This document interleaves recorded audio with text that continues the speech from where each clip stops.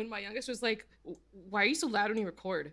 I was like, I don't know, we get really energetic. He's like, do you think you can just be loud instead of being funny? Oh. I was like, Oh. wow. Whoa. Whoa. Fucking cold. Ice cold. Stone cold. Murdered by a child. He is intense. Oh, yeah, it's so on brand, honestly.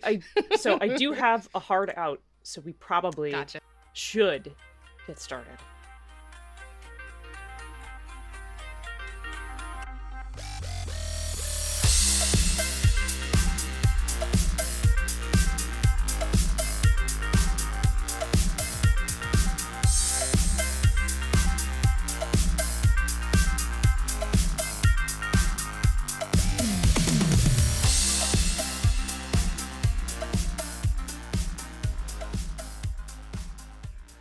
Welcome to Bonus Experience. We're a podcast with a deeper look at the play experience and the finer details of running and writing games.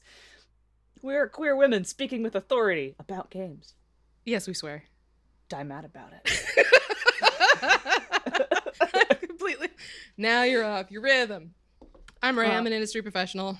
Hey. I've written on a million different Scion books. I've written on Vampire. I've written on They Came From Beyond the something or other. I've written on Exalted. I do a lot of narrative work. I do a lot of character work. I do a lot of setting work. I'm here to smooch dragons. Excellent. And chew bubblegum, and I'm all out of bubblegum. Hi, I'm Monica. I'm also an industry professional. I got a pretty long list of credits. Probably most notable for doing a lot of Scion and Exalted work, which is why all of you are here. You may have also known me as the person helping steer where Exalted Essence went. As you know, at this point in BXP Season 4, we have been buying independent games and reading them live. We are going to talk about our thoughts and feelings on the games we bought, what we were impressed by, what we have critiques about, and we encourage all our listeners to go out and buy the game and check it out for themselves. So please monetarily support independent artists. If you have suggestions on what game we should talk about, join us on our Discord channel, which many of you are because this is a live episode, but this is also going to be released. Remember to support us and join the Patreon-only room where we take suggestions much more seriously. What a value for $1. So today on our game docket, we have a game called Dragonhearts, which is a Firebrands hack for 3 to 4 players about playing shapeshifting dragons who fight and kiss. Written by a friend of ours from the internet, Alex Roscuro Guerrero, and that idea is extremely our shit.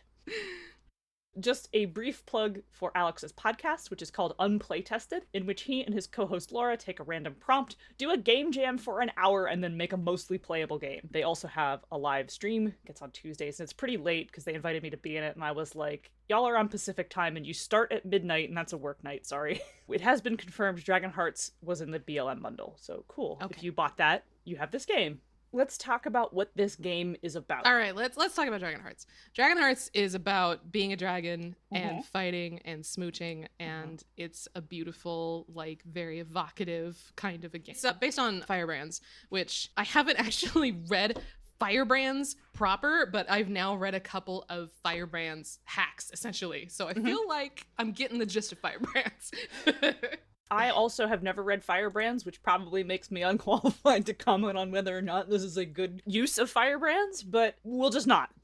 It's a good use of dragon smooching. Yeah, I think it's important to say that, like, while the top level thing is like, this is about shape-shifting dragons who fight and kiss, it is also very specifically about playing, they have like a shared dream. All people are playing dragons. This is not specifically a game about playing a dragon who meets a human. You could become a human. You can, like, change your shape into human. You can shape-shift and become a human. Or be maybe he's a dragon man, but you could have a big beefy arm.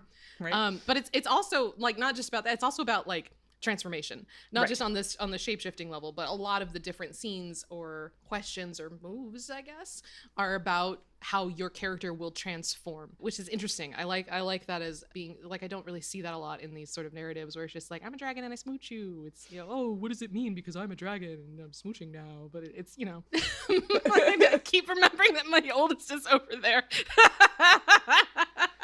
He's making faces at me. He can read his own copy of Dragonhearts and come to his own conclusions. But yeah, it's about dragons who smooch. There's this really interesting cosmology of basically the beginning stage of play. This is pretty firmly in the one session play, right? Like, this is not... The lead up says 3 to 4 hours. Yeah, this So is not a campaign. We're leaning more into the how do you play part of stuff, so why don't we just transition into talking about how the game is played? Okay. Because that's actually not very long. No. Like, there's not... First, you'll have to roll 12 d8s and then double every 4, right? Like, no, it's diceless. I think that's a Firebrand thing. It's diceless. So much like many story games, the mechanics in Firebrands and therefore in Dragonhearts are about creating and directing conversation. I think we've talked about this at length. We talked about different game mechanics and how that works. And so everything is about negotiation and using framing phrases to direct the way game plays. Would you agree with that assessment? Absolutely. Cool. Yep. It's actually got like, there's that little how to play section that's literally 2 paragraphs. Like it's a very straightforward, read the next few pages, which are like how to make your character and shit. And then there's like sub games, which again is, I'm pretty sure, a Firebrand's thing. Yes. Which are basically like, here's the different sort of the sub games are basically like scenarios or suggested scenes that you play through. Each of those scenes has prompts and questions, and you basically guides like a free form sort of thing. And then you end it on a specific scene where you wrap up the game and wrap up what happens to your characters. We are very much looking at telling a complete story, one whole chapter of your dragon's life, in one session of play lasting between 3 to 4 hours. And I feel like that is probably the max this would go. Looking at this, I could see it maybe lasting more like 2, depending on how into it people get. This isn't like a campaign setting. I suppose you could use it because this is so very much directed on specific conversation and storytelling. You could basically campaign it by playing vignettes that chain into each other. Yeah. Like this could be a repeat adventure of the same character. Like I think there's nothing stopping you from playing a series of stories about the same characters, if that's interesting to you. But that's clearly not like that's not within the scope of this. There's no like additional systems for that. So this opens right up with the author's choice of safety tool, which is great. There's some pretty intimate stuff in here, so it's pretty important that there's a safety tool like right up front. Like, hey, you might be smooching and fighting. This very much looks like a printer-friendly document. It's pretty clear that you're supposed to just print this off and have this safety flower, which is one of the ones that we don't talk about very often, as an option where like the outside of it says, yes, I'm into it. And then the middle says, let's keep it right here. We're going on the edge. This is getting real. Please pay attention. Be careful. And then the center says no. Basically stoplights, like green for go, yellow for caution, and then red for like, nope, let's try something else. You touch the part of the flower that indicates how you're feeling. I've like seen the flower before, and as much as it's like a neat design, I think it's probably my least favorite safety tool. Would you like to go into why that is? I feel like it's a little too complicated. I feel like if I'm meant to tap a specific petal on the flower, like I have to, if we only have one big one in the center of the table, I have to like reach for the one that I'm looking for, or basically it requires a lot of manipulation that I'm not necessarily going to be into in the middle of a game, especially compared to like the scene change, which I used to not be a huge fan of Brie Sheldon's scene change, but now I'm like really into it, specifically for because X card is the go-to, where it's like, you know, if you don't like something, hit the X card, and it's just a binary, like, do you want it or not? But scene change is like, let's skip through this, let's slow down, let's replay this, let's stop, and I like that a lot because it's a pretty straightforward, like, a video playback control. Rob says the title of it is Script Change. Yeah, oh, I'm sorry, script change. Brie Sheldon's script change, which actually has like support on Evil Hat now. Like you can get like that's awesome printouts and stuff. Yeah, it's awesome. The support flower is like pretty, and it's probably a good choice for like a very romantic kind of a setting, like for Dragonhearts. But I am not a fan of it. I'm guessing the intention here is that like you sit across from each other, and then you put it between you.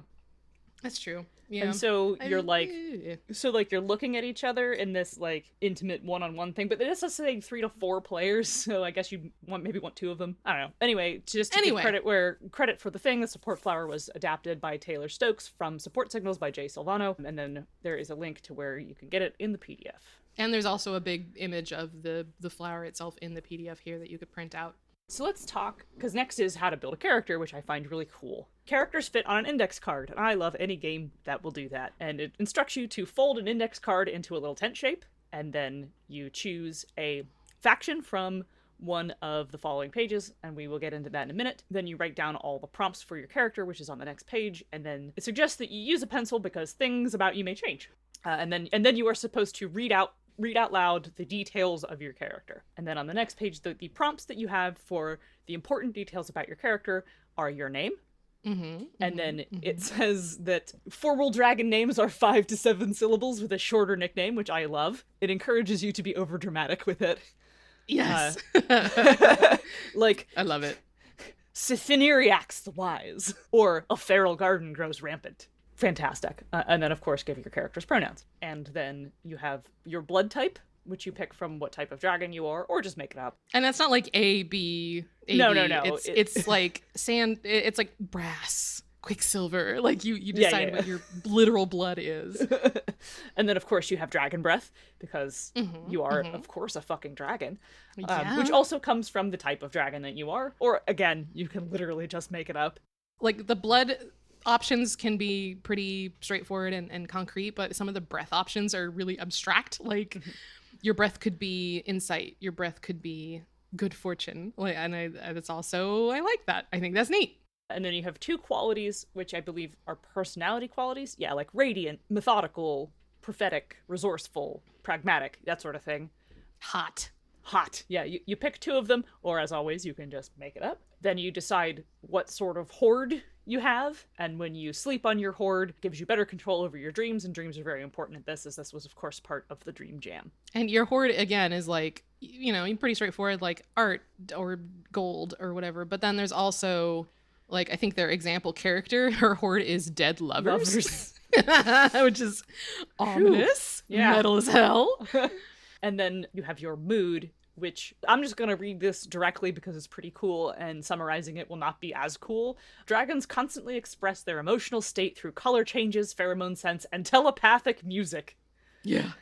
Read your faction's prompt and fill in one of the sights, scents, or sounds that you use to show your mood. Add others later as you discover them.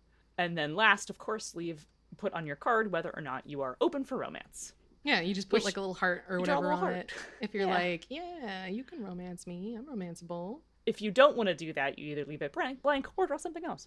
There's only 3 factions listed in here, so if you're playing with the full complement of 4 players, you might have some overlap, which I honestly think is kind of neat. You got your... It says up front that if everybody wants to play from the same faction, it literally doesn't matter. Oh, yeah, that's fine. So the factions are based on this setting is...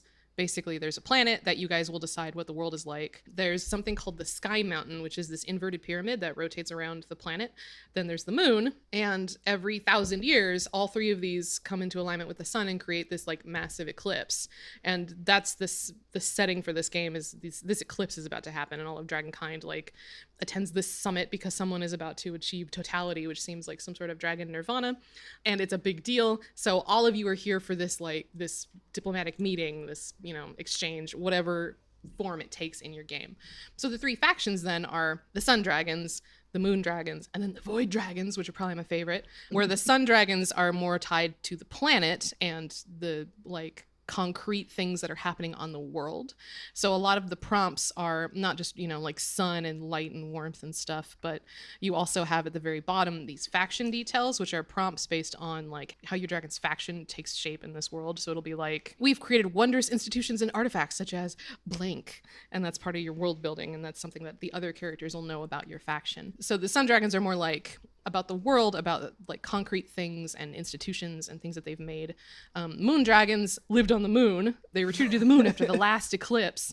They're more about magic and darkness and music, and they have their stuff is more like secret projects and wisdom. The factions each have their own preferred way to show their mood, like where you have scent pheromones, telepathy, and color change. The Sun Dragons prefer color changing. The Moon Dragons prefer their scent using pheromones. And then there's the Void Dragons, which lived in space for a long time. So they're like hot and alien, and they also like telepathy. They like musical instruments. And they're all about like the past and the future. I think this is really cool because Ray explained how this like conjunction is happening, and then there's this eclipse and this totality, and someone's going to achieve dragon nirvana, and spoilers, that's going to be you probably. But together everybody builds the world with this premise in mind. So you could define the environment and the climate, or the society and the culture, what other people live there, what kind of technology and magic you might have, or anything else. So you're supposed to put together details that everybody is interested in. But then the thing that it does that I think is really awesome is that each faction gets to write specific things about the 3 parts of the world. So like the moon, the planet, and then the past.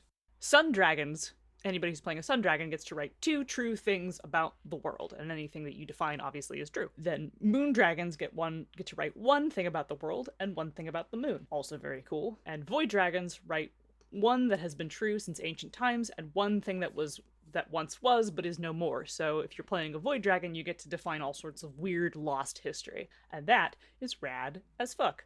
And then, of course, it states, because you can play as many or as few of these factions as you want. If any factions are shared or absent, you can pick a choice from above from a different faction if you prefer. I kind of like the idea of playing a game that's maybe totally focused on one aspect of it, and then, since this is about exploration and to some degree transformation and like self-discovery in that process, it may be very interesting to play a game of all of one type of character and then only define things about what that faction knows about, and then have your world fucking shook by this cosmic event that the game is about. Yeah, I think it'd be interesting to play as just a single faction to kind of like mix it up, like you were saying. I like that each faction gets priority over which details of the world they can like detail, which I think it's another good way to kind of differentiate the kind of game you're going to play based on which faction.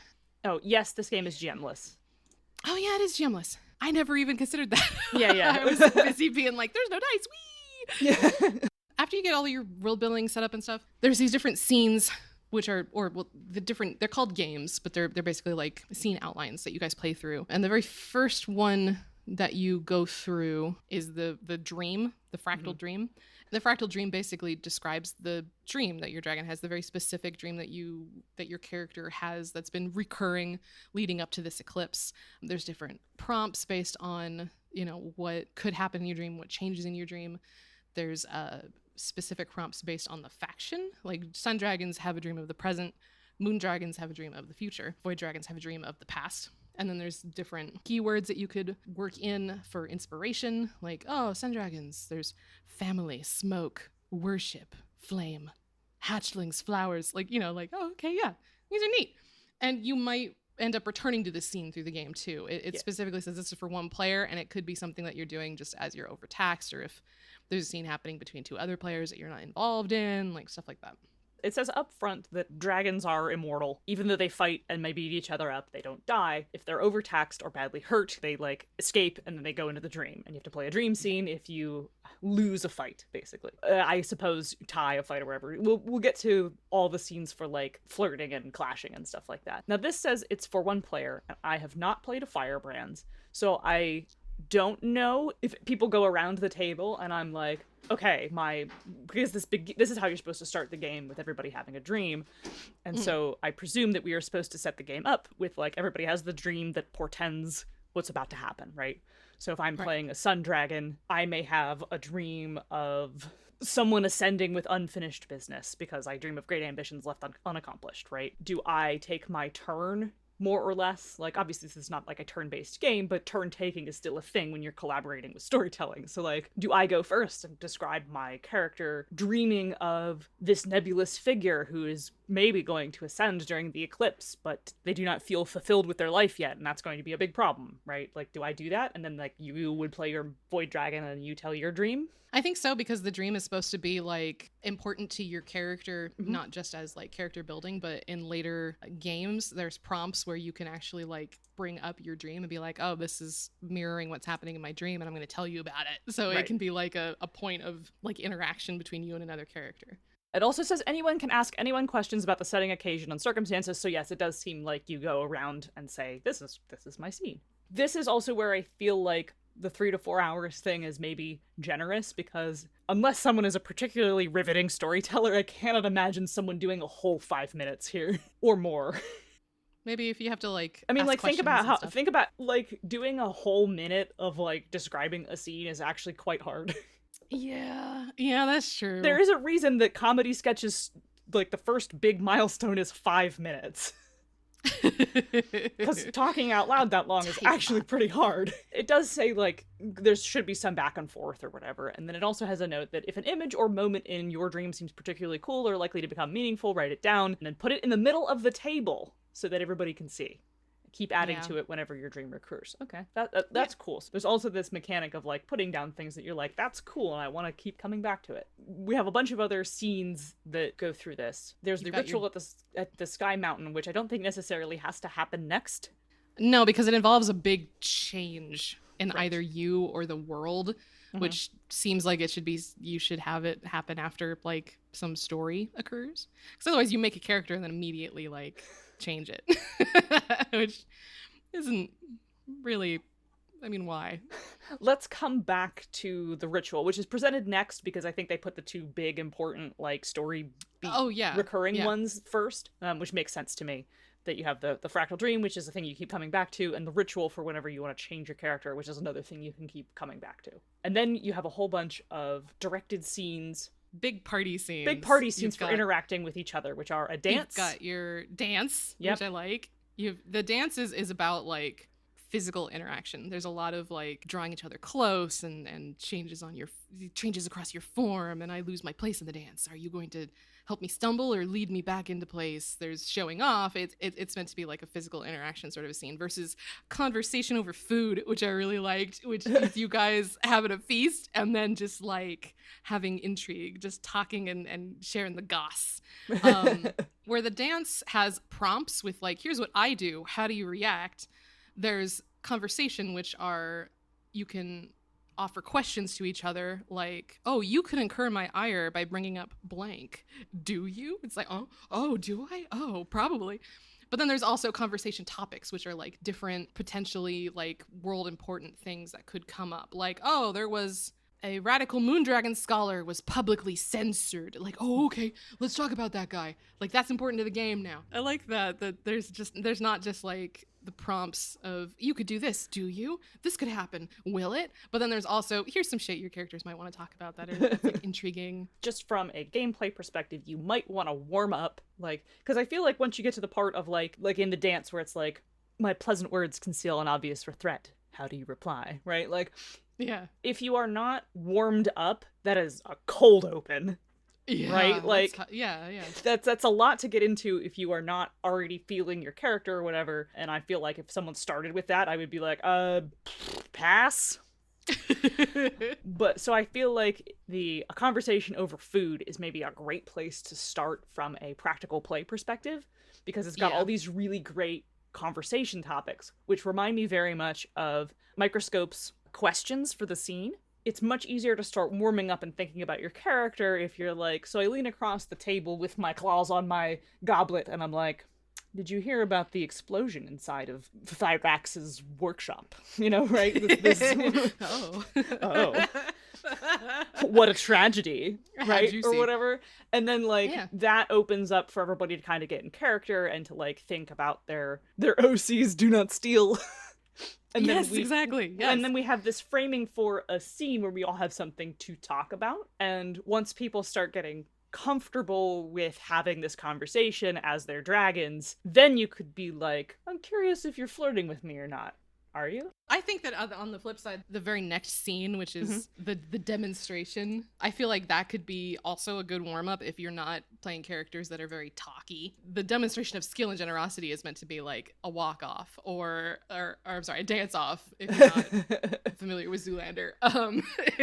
It's meant to be like where you physically show off, which isn't just like, okay, you've got like whoever is there like in their dance-off, but then everyone else can be spectators. So it's not just, because there's demonstrator prompts, which are like, ooh, I impress with the power of my blood, breath, and body.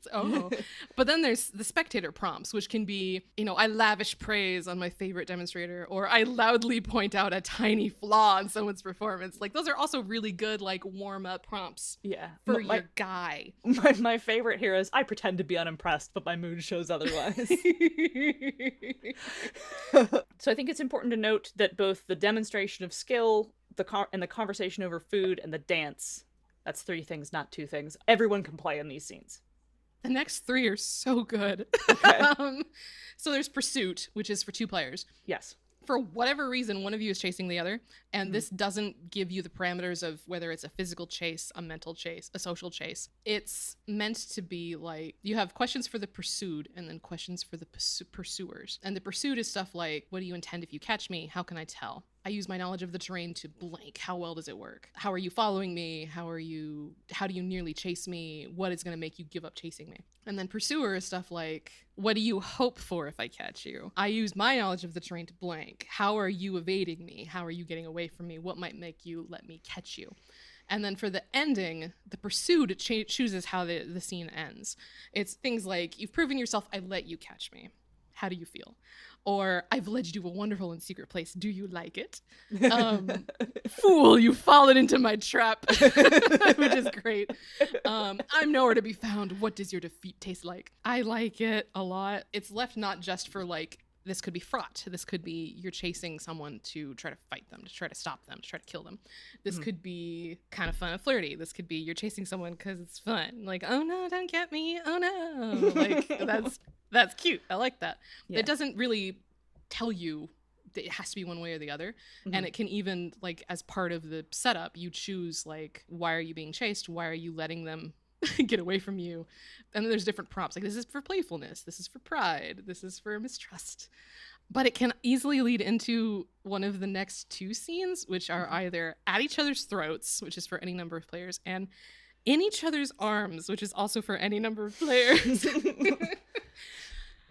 I like it very much. Yeah, so at each other's throats is for fighting, because we did say this was a game about fighting and kissing, and of course, in each other's arms is the kissing part. And like everything else, they're all about framing how you ask each other questions and discussing the scene. And in At Each Other's Throats, you have light and heavy moves, which can lead directly into fucking if you want it to. Yeah, any of them can lead into the other scene. Right, yeah. Both scenes have options that are like, this leads to fighting, this leads to smooching.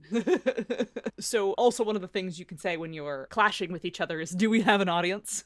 So like everybody might be watching these 2 dragons spar or, you know, lock horns, as it were.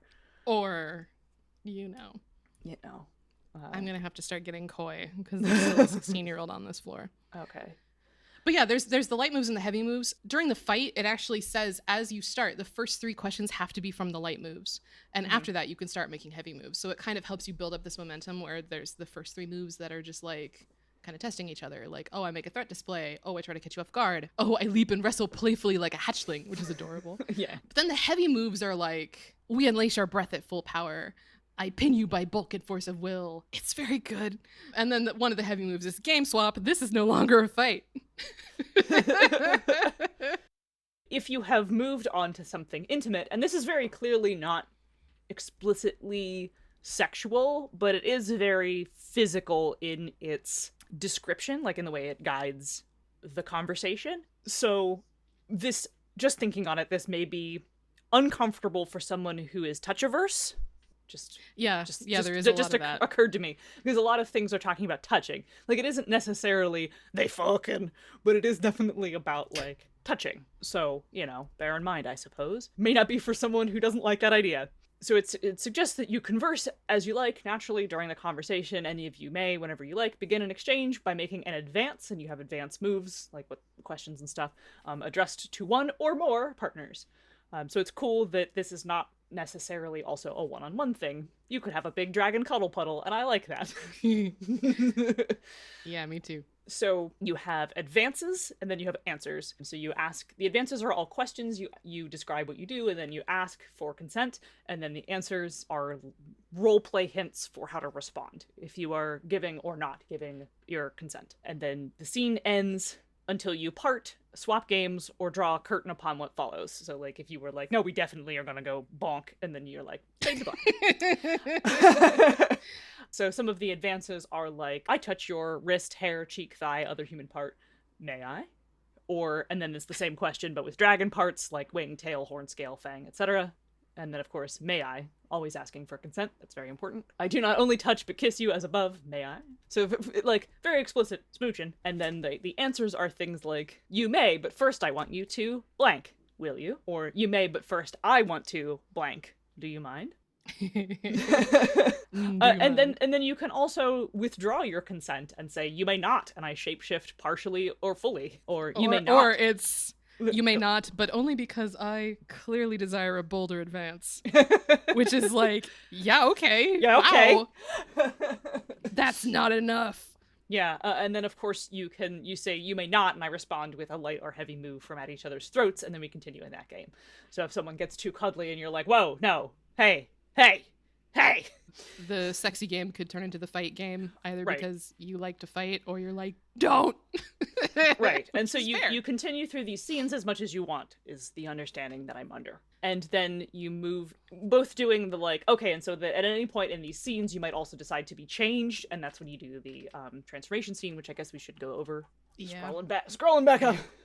Okay, so we have this, the ritual at the mountain, which mostly just lets you change your character. You also get to describe what the changing vistas of the Sky Mountain looks like. That's very cool. You can also change the faction. It asks, does the sun, moon, void, or world call to you? And then you can change your breath or your blood. And this looks like it's a pretty quick scene. You enter the ancestral meta dream. You can call upon your fractal dream. You zoom in to reveal what's within, or zoom out to reveal what's beyond. All dreams are connected. All dragons share dreams is a very cool detail. You pick some keywords to talk about what the slice of the meta dream you're in, and then afterwards 2 of those elements that you picked remain with you, and they forever alter the landscape of your fractal dream, so you put them on the card that you put down earlier. Cool how this sort of references back to itself, and I like that a lot. Yeah, I do too. And then of course there is the last game, which is the ending.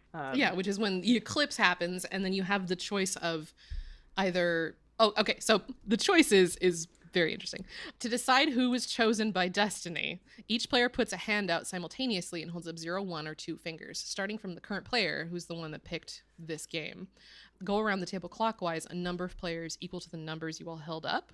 The player you end up on is the one who is chosen. So if the total is 1, the chosen would be on the current player's left. If the total is 0 or is equal to the number of players, it would be the current player. And if it's more than that, you loop around and keep going. And then the person who's chosen gets to decide whether this game ends in someone achieving totality, which is one dragon gets nirvana and ascends. Everybody sings memories. Or all of your bonds to each other cause you to attain unity, which is one of the choose a third options, which is instead of achieving dragon nirvana, you all get drawn into the Sky Mountain, where you're like subsumed into the eternal dream with your ancestors. Or you can choose to let your ancestors free and break the Sky Mountain, which is like, oh, you're ending the cycle. It's very cool.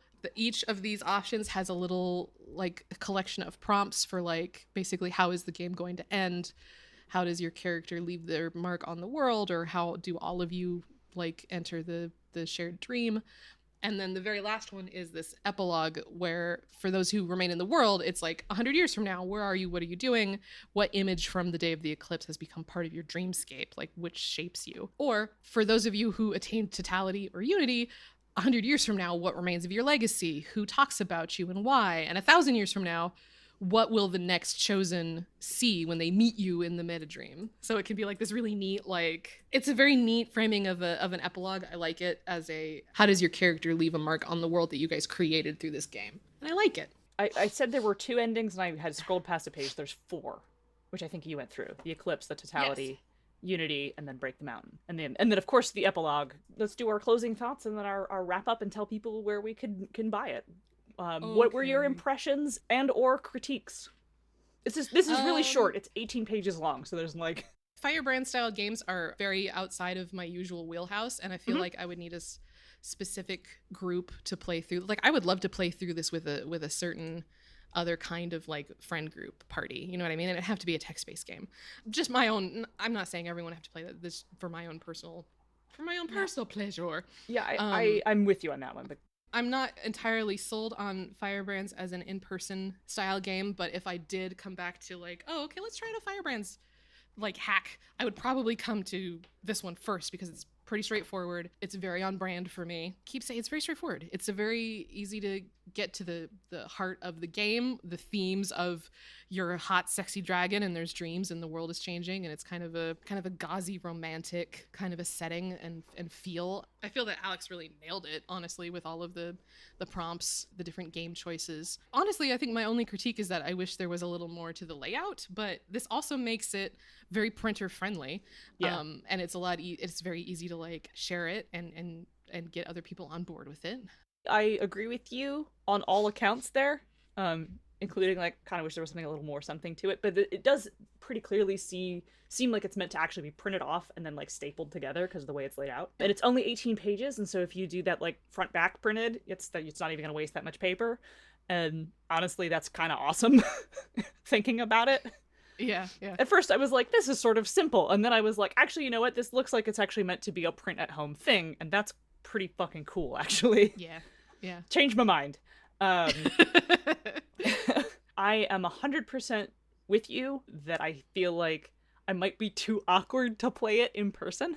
Yeah, I would just be like through like everything. In all honesty, I would need to be a little socially lubricated in order to do it. Okay, are we gonna have like a socially lubricated text-based Dragonhearts game later? Oh no, I could do it over text without a problem. But if I was doing it face to face, I would be like, "Get me my bottle of wine." Like, get me my Delta 8 gummies, thank you. I don't mean like I'd have to be drunk to do it, but like one relaxes and feels a little better after like a glass of wine. Yes. And it makes you a little bit, or at least me, a little bit less inhibited, and like not to be like when someone is like, your mouth is close to my ear, what do you say? You know, right? Like right, I would have a hard time with that, like face to face. It'd just be a blushing mess, and especially trying to play that with people I didn't know. Yeah, imagine trying to play this as a con game. Like, no, I will not. Actually, if there's like this transcendent thing for me at conventions where I'm like, these people are never going to see me again, I don't care. And like I gain the power of anonymity because I'm just like, who cares if this person thinks I'm weird? There's 30,000 people here. I'm disappearing into the night when this is over. Never seeing them again. Right? Like, they may remember me forever, right? Like, but I have too much shame. But they're never going to see me again. I think it might actually be more awkward with people you know, because I'm going to see them again next week, right? Like, you'll be like, oh no, are they thinking about that sexy dragon game that we played? Oh no. Right, exactly. But I would play this over text, and I'm deeply interested in things like Firebrands and other games that shape conversation, because I'm very interested in conversation shaping mechanics for social systems in more traditional games. And I think there's a lot to learn from leaning on the idea of not using dice for that, and instead simply using questions, answers, consent, and conversation shapers to move those types of scenes. And you can go listen to the deep dive about Bluebeard's pride in social mechanics to hear how I feel about that. This is just another tool in the toolbox. Would you play it? Would I play it? Yeah, would you play it? I'm already thinking about who I want to DM and be like, hey, we need to play this. Well, there's no DM. It's a GM-less game, so... No, I mean, like, direct message. Oh. Who am I gonna tap for this text-based Dragonhearts game? Oh, right. You can buy this at fractaldragon.itch.io/Dragonhearts. Pretty easy to find. We will also put it in the show notes on Patreon, and when it goes up on MMP. It is $12, so extremely reasonable. I'm getting the link. Okay. I'm gonna put it in the baby chat. All right. BXP is brought to you by the Misdirected Mark Network. Bing! Not gonna bing? There's 6 community copies. I did do the bing. Did you hear me? No, I didn't hear you. Hello. Oh, bing! Thanks. There's 6 community copies right now. Oh, okay, they probably won't be there by the time this episode comes out. But if y'all are interested in trying out Dragonhearts, go see if there's any community copies. Become a BXP patron. Many of you who are listening right now already are. But for those listening at home, patrons get to chat with us directly. They get special Discord roles and exclusive hangouts. You can support us for as little as little as $1 a month. And if you'd rather support BXP without committing to monthly payments, you can still buy a coffee, ko-fi.com/bonusexp, and buy our stuff. We have a lot of really good stuff. Go to bxpcast.com/bxpswag and check out our merch page, where we are sponsored by Nerdy Kepi. You can get all kinds of rad queer swag and also bonus experience stuff. Don't forget to use code BXPcast at checkout for 10% off. Also, if you backed the Kickstarter, when the Essence Kickstarter, when the Nerdy Keppy bags go live, I believe that code will work for them. Oh, shit. Oh, that's really good. So try it. If you backed the Essence Kickstarter and you're getting a cool bag, well, we all are, because we're all going to get links to buy those exclusive bags, because that was a stretch goal, so everybody's going to be allowed to. So try using code BXPcast, 10% off your bag. We get some money. You get a fucking cool exclusive bag. Never expires. You can come back and buy a skater dress with pockets that's got the rainbow pride flag on it. Yes. Yes. And I think they're adding swimwear, too. Oh, for real? Yeah. Oh, shit. Summer is not over yet. I believe there is some gender-inclusive swimwear already on the site, so... Oh, God, I gotta go take a look at that. Cool. Also remember that saying nice things is always free. Leave us a good review on Apple Podcasts, Podbean, Google, wherever, and help us get more listeners. And just to do our mandatory plug, if you like Bonus Experience, you'll also like Mastering Dungeons. RPG veterans and game designers Teos Abadia and Sean Merwin look at the game and the hobby of D&D from a variety of viewpoints, reporting the news, understanding the business, reviewing the products, and illuminating the design. Those all seem like things that people from BXP would be interested in, so hey, check that out. Whether you're a fan, a player, a DM, or a designer, Sean and Teos cover topics of interest to you. I did it in the whole mid-episode break room here at the end. Monica, you're incredible. Thank you. Where could they find our show? You can find us at bxpcast.com, part of the Misdirected Mark Network. Bing! Thank you. Did that one come in? It did. All right, cool. What about emailing us? You can email us with more suggestions for games we should read live or other topics you want us to cover, or just to tell us that you love us, or to send us weird promotions about your app at bonusexpcast@gmail.com. What about Twitter, though? Are we on Twitter? Yeah, you can ping us for the same reasons at bonusexpcast. I'm at Ray W. Cole. I am at Zenith Sun. Go ahead and follow me. And now everyone needs to get out because Monica has another thing I have a thing to go do. And change it if you want to. Yeah, change it if you want to. Bye-bye. Bye.